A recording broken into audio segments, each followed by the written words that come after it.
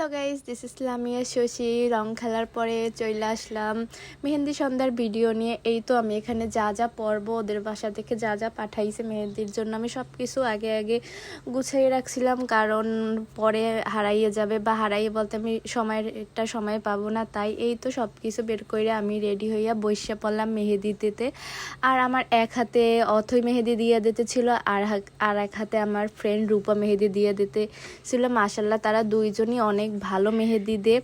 আমি কখনো কোনো মেহেদি আর্টিস্ট দিয়ে মেহেদি কখনো দেওয়া হয় নাই, তবে এরা দুইজন মাশাল্লাহ অনেক বেশি সুন্দর মেহেদি দিতে পারে।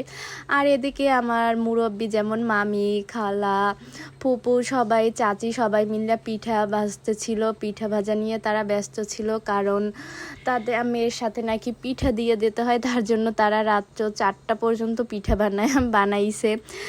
তাদের একটাই চিন্তা ছিল যে আমার মা থাকলে হয়তো বা আরও অনেক কিছু হইতো, কিন্তু তাদের জায়গা দিয়েও তারা সব কিছু চেষ্টা করছে যে না বলতে পারে যে মেয়ের মা নাই বা আমি কষ্ট না পাই, এর জন্য তারাও তাদের জায়গা দিয়ে যতটুক পারছে করার ট্রাই করছে। যাই হোক, এই তো সবাই মিলে মেহেদি দিতেছিল। অথই ও আমার এক সাইডে আগের দিনই মেহেদি দিয়ে দিছিল, যেহেতু আপু একসাথে চারদিকে দাও আসলেই অনেক কষ্ট, প্লাস আমার নিজেরও কষ্ট হয়ে যাইতো, তাই ও আগেই দিয়ে দিছিল। আর এখানে আমার ফ্রেন্ড সানাকে মিম দিয়ে দিতেছিল, সবাই বসা ছিল যে যার মতো কইরা একজনের পর একজন দেওয়ার জন্য। বিশেষ করে পিচ্চিরা, ওরা সবাই এক্সাইটেড ছিল মেহেদি দেবে।